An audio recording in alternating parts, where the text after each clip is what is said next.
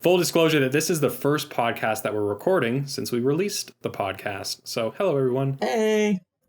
It's been a pretty stunning response so far. Yeah, it's been lovely talking with everyone and getting responses. That's really exciting. Just talking about these old films that I never thought I'd be talking about with other people. That's been cool. Whether this keeps in or not is up to Arthur's judgment, but I would like to say that we are also actively making changes to our sound quality. We are trying to figure that out. So that's the first thing on our list of things we're trying to work on. Thank you for sticking with us despite the bad audio quality. Really appreciate it. The 1-inch barrier of audio quality. Will that joke even make sense? I don't know. Within the edit, who knows?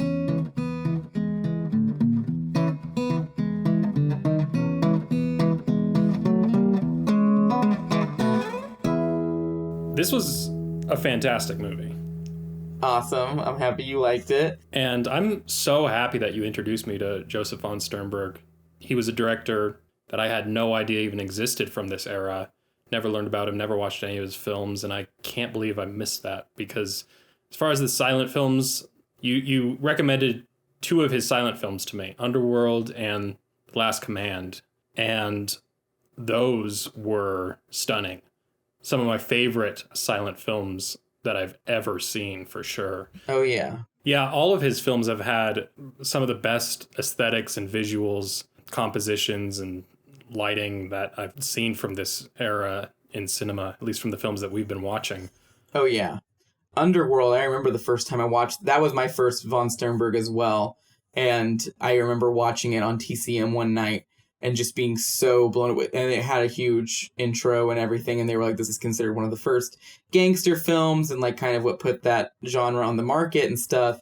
And I watched it and was like, wow, every single gangster film owes so much to this movie as far as the aesthetics. Like, it just really set the tone and stage for what a gangster movie should look like. And The Last Command, I absolutely loved. It was such an interesting viewpoint of the Russian Revolution told from a German director at an American studio. I mean, that's kind of weird. While we're here, it does need to go ahead and be said, technically he was Austrian, but more technically he was American. I mean, he was born in America, raised in America. He is considered Austrian American, and he does hold on to his heritage, but like, even the Von in his name is fake. He added that in to give himself more of an exotic flair.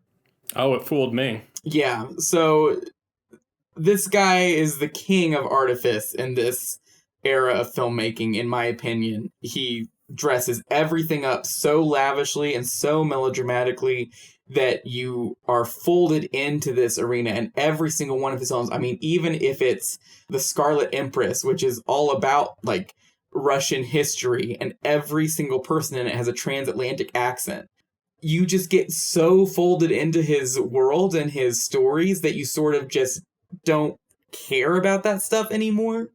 And that goes all the way into his name and what he claimed to be his heritage. And yeah, I did almost no research on him myself because I just knew that he was one of your favorite directors from this time period. So I figured you'd be educating me, and I'm glad you are.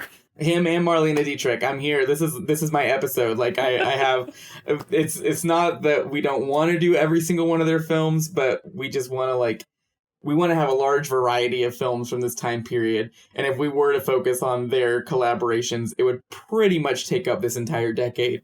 So we're not going to do that as much as I would love to.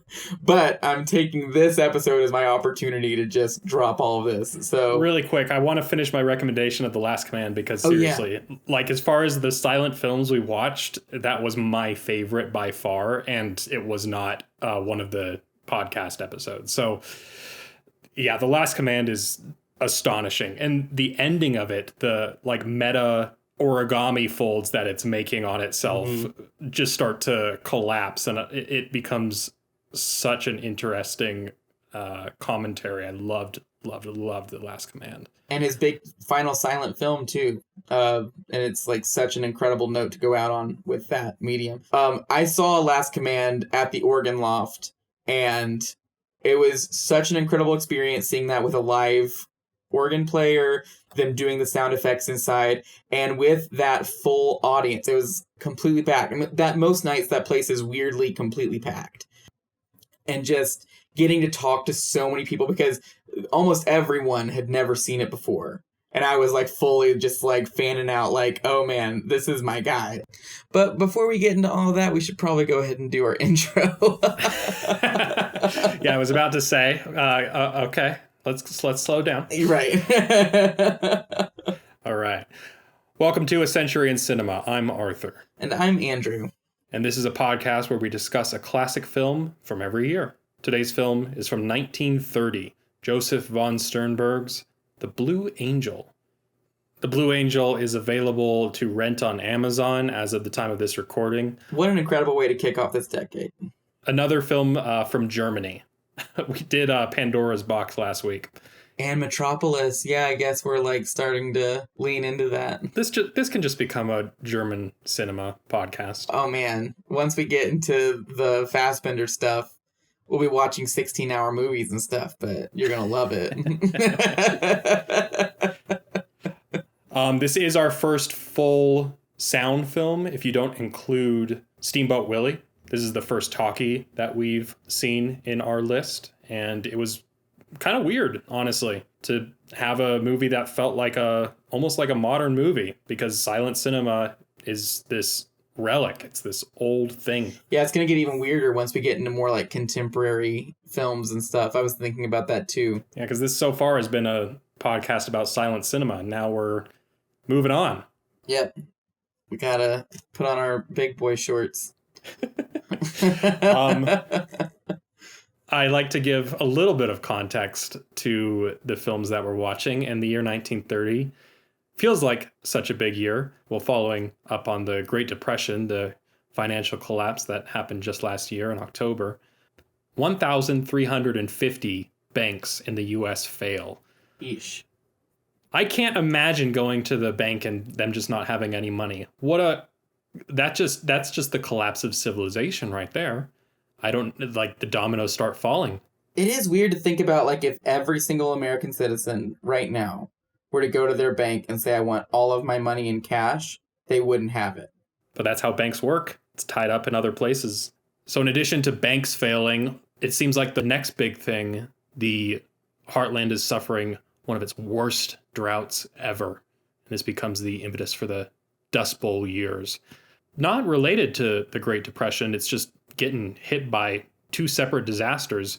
You think of the Dust Bowl as sort of going hand in hand with the Depression, and it's just kind of a coincidence that those are happening at the same time, but it's definitely not good for America.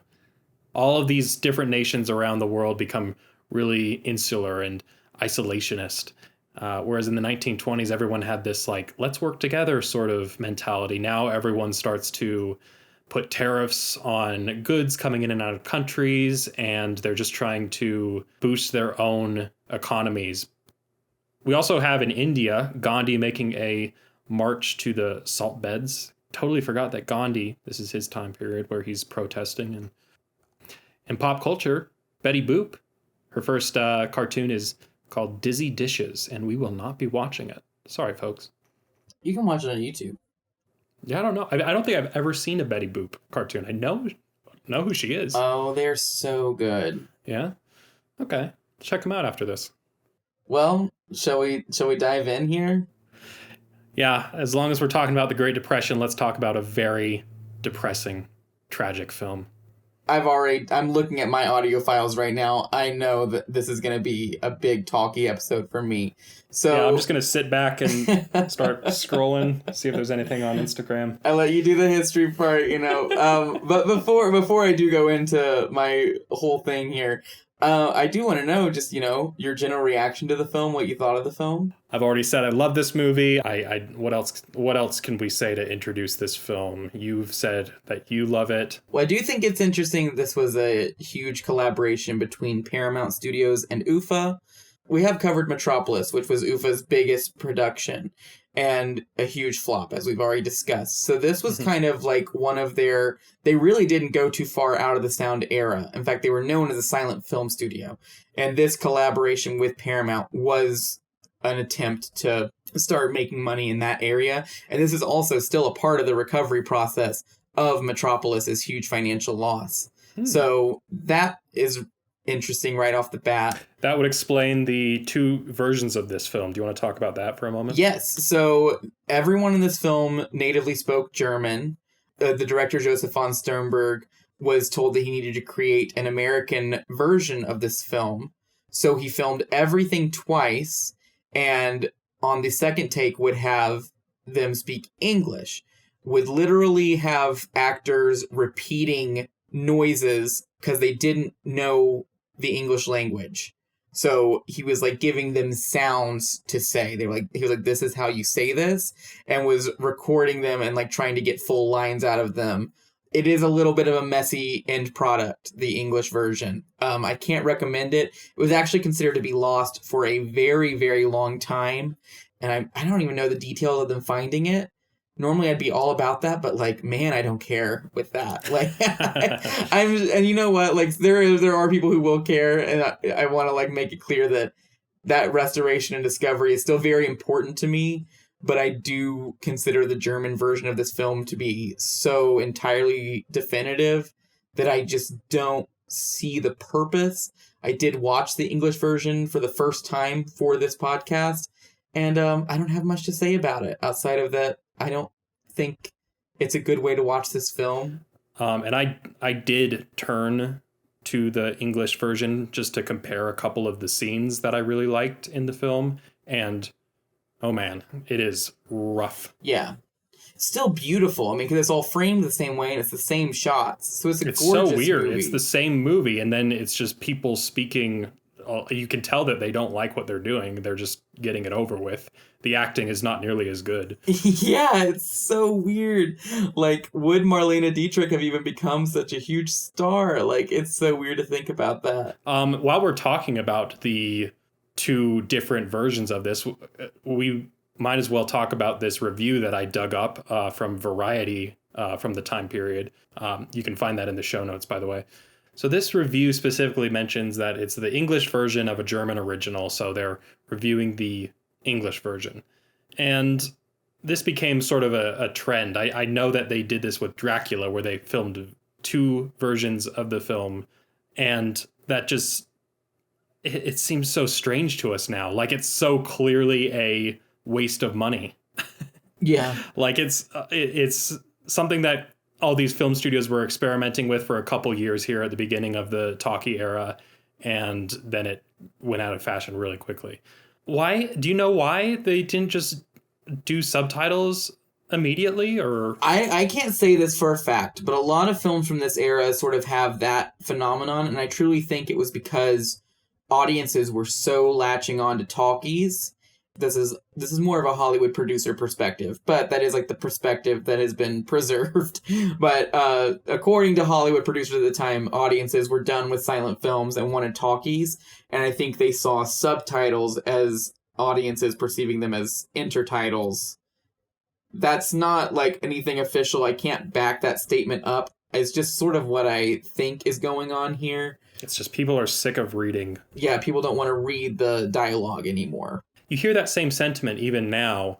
I do still talk to a lot of people when I recommend a foreign film.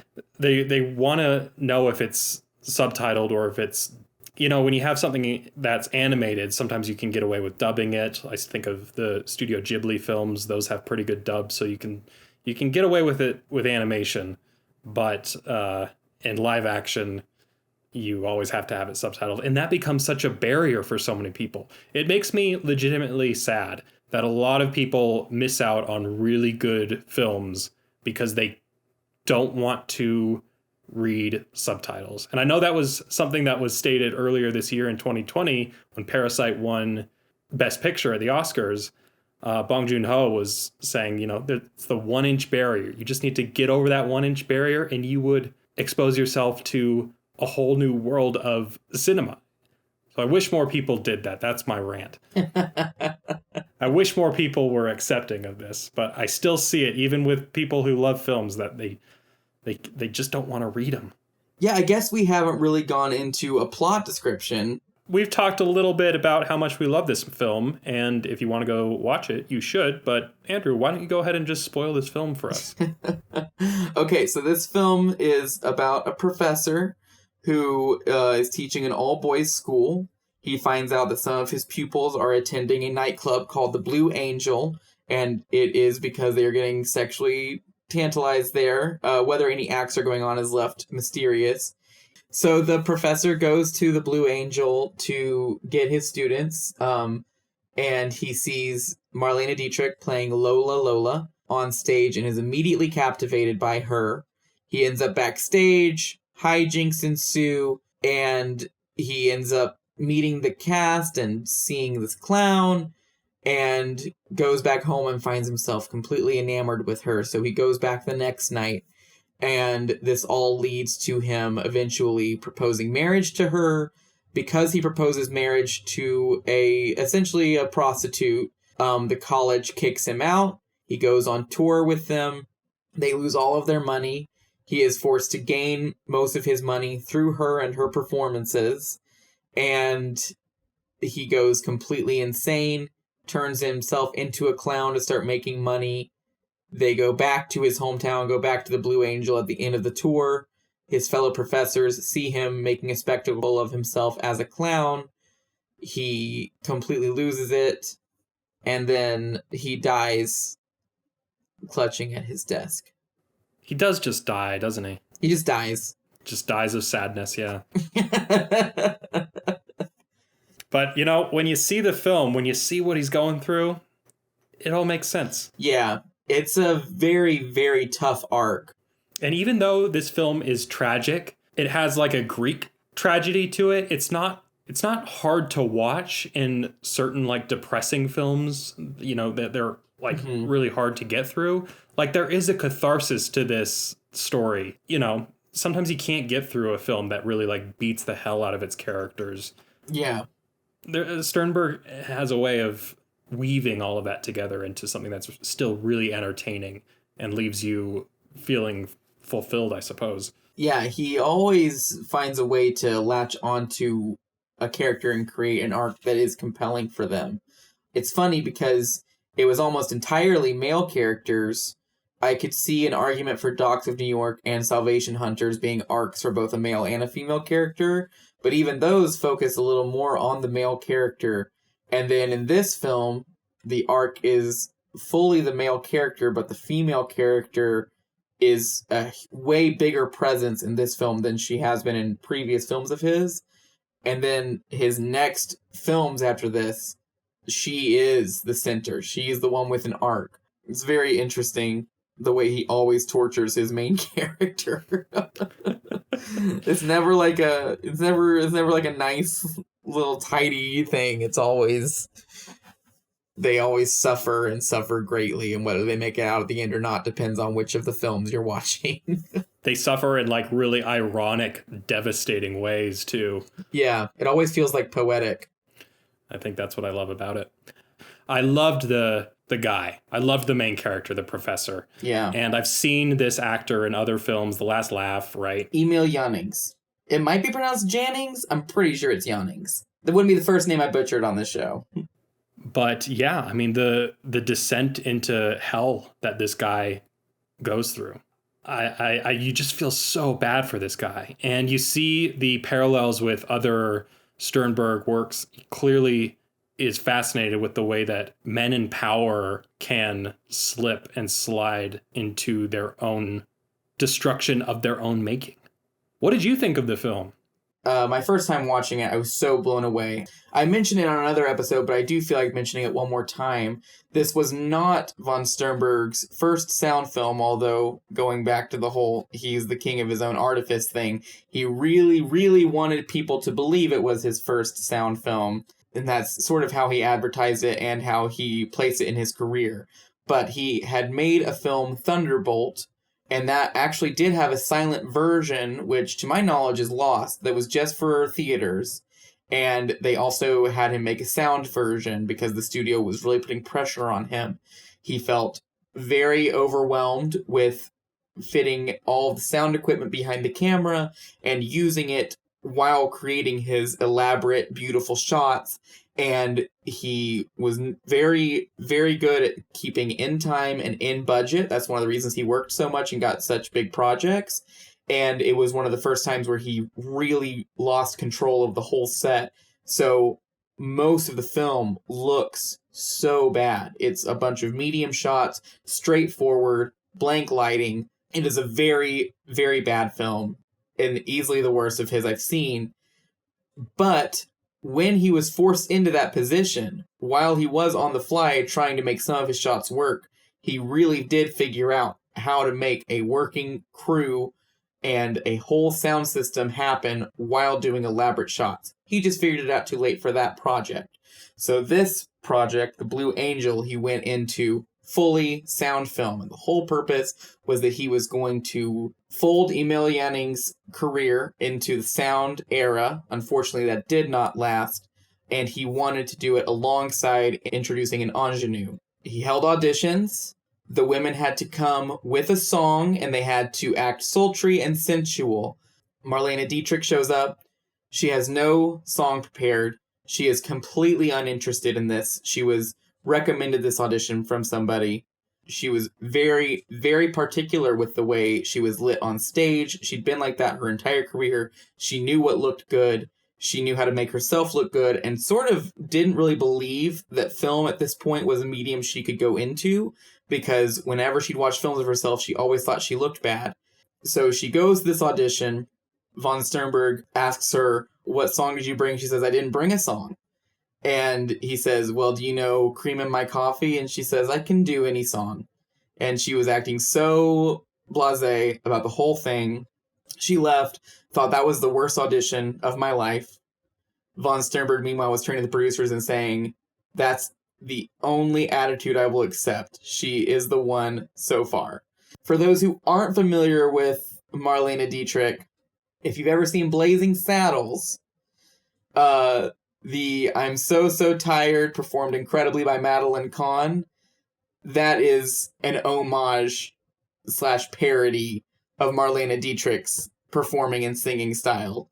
She rarely hits the notes correctly, and she always looks like she's about to pass out right there and take a nap. But she just has this, like, relaxed and easygoing vibe to her, and that really captivated people.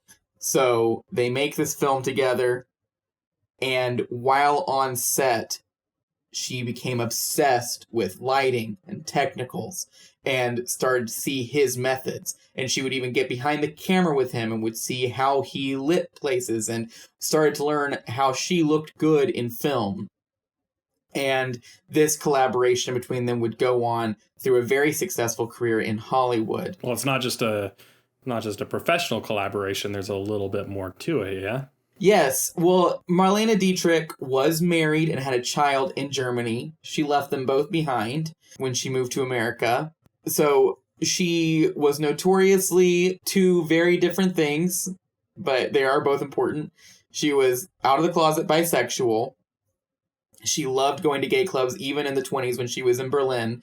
She loved going to gay clubs and drag shows. And she was very, very obsessed with sex. She enjoyed sex quite a bit and had many, many sexual, her words, conquests. She slept with many of her collaborators, and Sternberg was not only a collaborator but also a companion. But allegedly, they not only had a sexual affair, but they had a very abusive relationship on both sides. Tough subject, but Sternberg being abusive to her as her boss and director, I think, is abhorred. But she was also very manipulative of him and would start directing him and demasculating him on his own sets. So they had this very, very intense relationship. But they made, in my opinion, some of the greatest films of this decade and this era together. and she was a nightmare to work with on other sets with other directors, because if they weren't lighting her and framing her the same way that Sternberg was, she wasn't having it. That's one of the reasons, well, one of many reasons, but that's one of the reasons that her acting career in film petered out and mostly vanished post-war. Because she could only really get along with this one guy. And I mean, when you look at her on screen, you feel it. Like, it's just this emanating presence. It's just this completely thorough sexuality that she emanates, it seems, flawlessly. And you can see why the professor in this film just falls head over heels for her if she's playing herself here.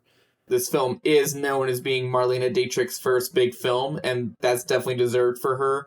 But it's also kind of one of the last great performances from Emil Jannings. It's sort of the dawn of a new era and the end of an old one. And they both are at the top of their game here, which is so impressive to watch. Yeah, Emil Jannings seems like a silent film actor. His mannerisms, his movements and everything, the way he contorts his face, it all just seems like it's part of an older era of cinema. I still really love watching him. And I think he does great here for sure. But I can see how audiences might have been more attracted to the subtleties that actors are moving towards these days. How about the set design? Oh man, let's talk about German expressionism. Yeah, these buildings, the way they're angled, the way they're lit. This movie is so expressive. And again, there's no way any place looks like this. I mean, when you see the outside of the schoolhouse and his bedroom for the first time from the outside view, it looks like a drawing out of Snow White and the Seven Dwarfs. Like, yeah. It looks so cartoonish. And that's sort of how you're introduced to the world and into the film. But then, again, like, once the melancholy really sets in and the story starts to really kick up, you're just so invested in this world. And because he's able to pull that off, he's able to make these incredibly expressive sets and stages, and the lighting is so beautiful, and it's all able to be contained in this very realistic and harrowing story. I never mind when film leans fully into artifice, because I honestly think when it comes to film, you can almost find more truth doing it that way than if you try and do like a super realistic approach. Not necessarily true for every instance, but I do think that this is a personal belief of mine. I do think with film being such a fictional and manipulative art form right off the bat, that when you make a film that feels hyper expressive and feels fully fictional in its setting, that your audience is able to sort of search for the acorn of truth in it a little harder, and you can really hit them with something truly profound. I think even easier doing it that way. I'd agree. And these sets all convey the twisted, unnatural sort of state of mind that this guy is descending into throughout the film. Seeing him stagger around those cobblestone streets, it just feels so right. Like it wouldn't have the same effect if they were just shooting it on some regular looking back alley. Sternberg's adeptness towards shooting for the edit really starts to come into play here as well. And for people who already know this, it might sound condescending. I don't want it to come across that way. I just know some people don't know about this, so I'm just going to educate really quick. When it comes to cinematography and editing, there is this thing called the invisible line. A quick way to explain it is that when one character's on one side of the frame and you cut to the person they're talking to, they should be on the other side of the frame and their faces should be angled towards each other so that the audience can follow what direction the movie is going in. All great rules are made to be broken, especially when it comes to art forms. And this film, it's so subtle. It's the first night that the professor is spending with Lola. And we've already been introduced to this concept that this woman comes into the professor's room every single morning and brings him his breakfast. But the woman comes up to bring the professor his breakfast, looks into the bed, looks over her shoulder, and we cut to a shot of him on the opposite side of the camera. So the audience is fooled into thinking maybe he's sleeping on the ground, maybe he's sleeping in like a little cot in the corner, and he's looking back at her, but he's actually inside of Lola's house. And it is such a great edit. It is the perfect way to like transition out of the school, because from that point forward you really never see him in the schoolhouse again until the third act. And it is the way the film yanks you out of the old life he had and into this new one that is being created. That is a great cut. Great cut. Another inventive thing that this film does that I really appreciated was the relationships between the schoolboys. That feels like its own little side story thing that's kind of going on in the background of everything else that is still so well fleshed out and feels so real. But it's all done without any dialogue, right? It's all done as if it's like this silent film happening in the background. Yeah, it starts with them reacting to his lesson and stuff, yeah. But I felt so bad for that nerdy kid. He is the only person actively trying to save our protagonist throughout the film. Yeah. Another great edit, now I'm just talking about the editing, but another great way that film is edited is the scene where we see that blonde kid being held back and his mouth is covered by all of the other students and he's just struggling.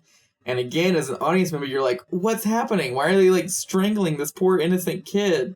And then it cuts to the blackboard and you realize that they are making this huge drawing of how their professor is sleeping with a prostitute. Talk about another great reveal.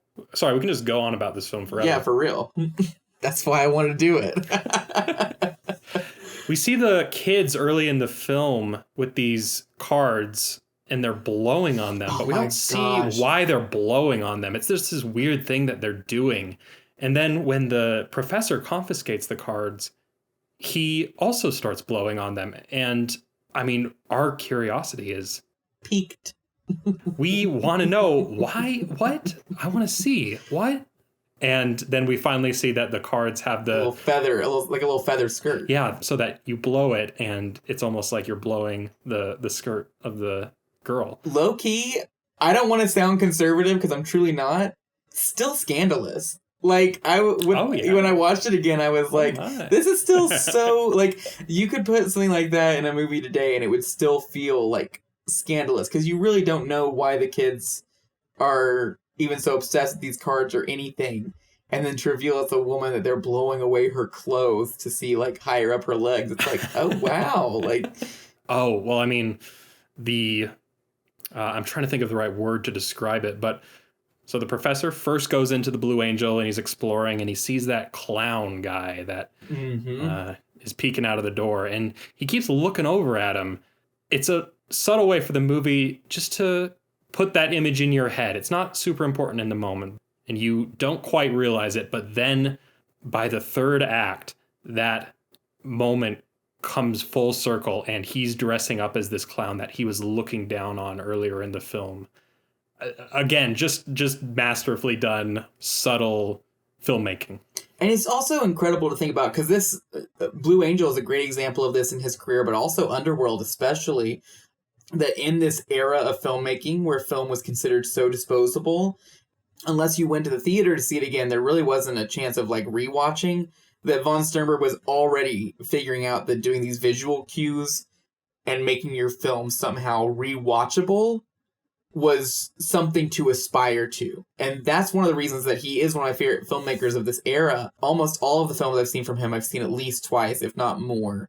And every single one of them at some point has these visual callbacks or these even like song callbacks. And he just has a really great way of planting these certain images in your head that you don't even really remember. But then when things do come full circle, it feels so gratifying and you're not even really sure why, and then you revisit it and it's always this aha moment whenever you watch it. The sets here look so good compared to something like Frankenstein, which is going to come out in 1931 next year, which is also using German expressionist sort of sets, but those look so cheap and sad compared to something like this. Yeah. Oh, this movie looks so expensive. All of his movies do. It's so weird that you said he came in under budget every time and on time, because his films look so lavish and like particular. It feels like he would be the kind of person who is straining all the resources, and I guess he's just that good. He just knew where to put that money.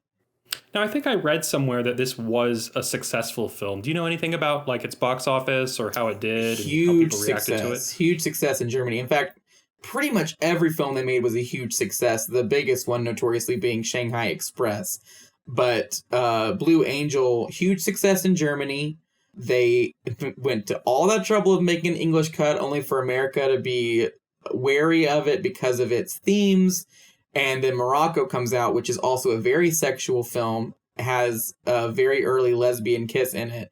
It should be mentioned, we're going to talk about this when we get to it, but this is still considered, quote-unquote, pre-code Hollywood. So that's why these films are more sexual than people consider films from this era to be. But we're going to get into that later. That's right. There's like a cutoff point, I think, in 1934, where everything just clamps down. But yeah, so then that film came out, had very similar themes. I mean, it's also about a cabaret performer who enraptures this man, but unlike Blue Angel in Morocco, she ends up more or less throwing away her life for him in a very tragic final sequence. So that film came out, and that was a humongous success in the States. And they were like, oh, well, okay, we don't really know what we were worried about. Here's the Blue Angel. And then that was a huge success in the States as well. Oh, one thing I do want to talk about really quick, one of my favorite little stories about Marlena Dietrich. So, this is a really sad story, by the way. In Morocco, her character's name is Anna Jolie. However, that was actually a French phrase, Anna Jolie, which I believe, oh God, I'm going to butcher it. I think it means the beloved friend or the good friend. Pretty much she was just like saying she was a companion to all. But in the American script, it's just plain Anna Jolie. They were like, that's who it is. So the book that Morocco is based off of is based off of a real woman's life. And the man who wrote the book told that woman that she would get proceeds from it. The woman sent a letter to Marlena Dietrich. We have both of these letters, actually, that she sent her. The first one is more or less a request for money. She said that she was supposed to be paid all these proceeds for her likeness for this book. It never happened, and now this huge successful film has come out. And she said that she was running a school for children, for young girls, and she couldn't get the money for the school, and she needed funding. So that was what the first letter said. And the second letter is a thank you letter for an anonymous large sum of money that was sent to her, which she had assumed was from Marlena Dietrich. She thanks Marlena Dietrich for what she assumes is that large sum of money and requests a signed photo of her. She did live in Morocco at the time, and Marlena Dietrich, I can't remember who he is, but she knew an actor who was going to Morocco for a film shoot. Okay.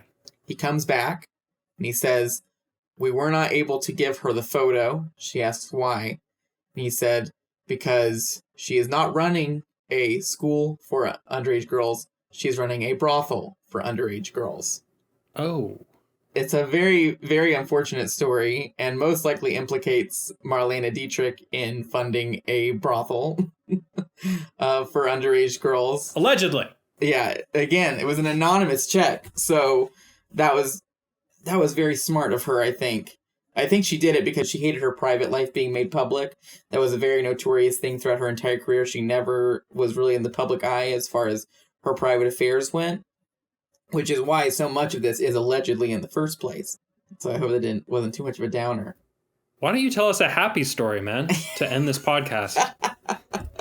Well, Marlena Dietrich was a very, very affluent woman. She was very anti-Nazi Germany. In Germany, she was actually seen as a traitor to her country. And she notoriously said that she was not a traitor to her country. She was still a citizen of Germany, but the Germany she was a citizen of is lost. She was a huge proponent for people becoming American citizens. She housed refugees from Germany, and she actually visited Germany with American troops and attempted to reconnect with her family. her sister was actually an actor in German propaganda films. So they were sort of like two sides of a very different coin. Well, no, two sides of the same coin. That's not how that phrase works, Andrew. They were two sides of the same coin. Yeah. But her sister would not reconnect with her. She did get to see the rest of her family. There's this fantastic photo of Marlena Dietrich and Rita Hayworth both helping in a army hospital unit. Mm-hmm. And they would also do shows and stage performances for the American forces during this time. In her post-film career, that was more what she did. She was a marquee featured star. She would travel from stage to stage. She sang songs from The Blue Angel all the way to the end of her life. She did die at the age of 90 of kidney failure, but it was a huge funeral. I think it was like attended by like 1,500 people or something. But there were ambassadors from all these different countries that came, and her coffin was draped with the French flag, which was in her will. So it's so interesting that she was seen as a German and then was known as an American film star, but she still saw France as kind of her home country. But yeah, she was just a very talented woman. And I'm happy that there is a lot of attention on her right now. I've really seen, like, especially on Twitter and stuff, I've seen lots of pictures of her being shared and the likes of Joan Crawford and stuff. I mean, she's really starting to be recognized by today's audience as the icon she is. And I think within the past 3 years, we've gotten like 3 different box sets of the Sternberg and Dietrich collaborations, just depending on what region they're being released in. But they've had really strong receptions. I mean, that Criterion set is beautiful. Totally worth pouring through. Almost all the information I've given here are from special features and the booklet in that set. But yeah, she's just a great actress. And this is a really great film to sort of define her, because it's got everything that she would become famous for, but she was still so fresh in it. And she feels so natural on the screen in The Blue Angel. And it's no surprise that she became a huge star afterwards. On Joseph von Sternberg as well, truly one of the major talents of Hollywood in this time period. He really foresaw how to fold in other cultures' elements and how other cultures were approaching film.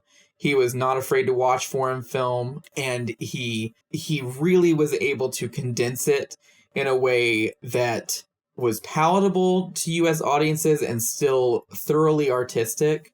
And if this podcast is even able to just get like 1 or 2 people to watch more von Sternberg films because they're intrigued by it, this whole thing will have been a success for me. And in a way, it already is, because I've gotten Arthur to watch 3 of them, and he's got 2 more that he can watch. That's right. So I try not to throw around these sort of phrases too often, but he really is one of my favorite directors. If you've ever been hesitant towards silent film, Underworld is a great place to start. And black and white films, if you find them boring, I say watch Shanghai Express. It is such a riveting, action-packed film, and it is so beautifully made, and the story is so compelling. And Anna May Wong, who I mentioned briefly in the Thief of Baghdad episode, she gets a full starring role in it, and it is a very meaty, layered performance, and it is a great character. And both of them next to each other, her and Marlena Dietrich next to each other, playing these super empowered women in this crazy situation, being hijacked on a train, is so invigorating to watch from that time period. So I just see this as my last chance to kind of recommend von Sternberg, because we're about to move forward, and there's a lot of great stuff to come, but I just really wanted to put in one last final punch for him. Well, you basically summed it up. I'll go ahead and throw in that I also really liked this film and all the people that were starring in it. Yeah. Everything Andrew said is true. I wanted to at least mention that so many of the films that seem to come out during the Great Depression are not nearly as tragic or, depressing as this film. So many of the films that Hollywood starts to gravitate towards are pure escapism, a lot of musicals, which just come naturally with sound films, but also gangster films. Gangsters have a sort of anti-authority, anti-establishment sentiment that seems to strike a chord with people. And I'm looking forward to The Public Enemy next week. Ooh. That is available to watch as of right now on the Criterion channel. Tony Soprano's favorite film. Is that it? That's all we have for the episode. Everyone go to bed. Thank you. Man, if y'all could only see what this looks like visually on my audio side, I mean, it's just a solid block of green all the way across. So few gaps. So thank you for letting me go on my Sternberg rant that I've always wanted to do. Nah, thank you, man. Given the weekly shout out to Nathan Royal for our show's bomb music. If you are enjoying A Century in Cinema, we would love it if you took a second to help support the show. The easiest way to do that is to subscribe and give us a rating and recommend us to someone else. People who like movies, people who are looking for a new podcast, anyone who you think would be interested in A Century in Cinema. Thank you so much to our weekly listeners, and we will have a new episode for you next week. I just want to give a shout out to all our Patreon members who keep the show running. Thank you all. You too can become a patron and get access to bonus episodes linked down in the show notes. You're listening on YouTube now, so like and subscribe and comment down below. Tell us if you've seen the film. What did you think of it? Did we miss anything? Thank you all for listening, and we'll see you for the next one.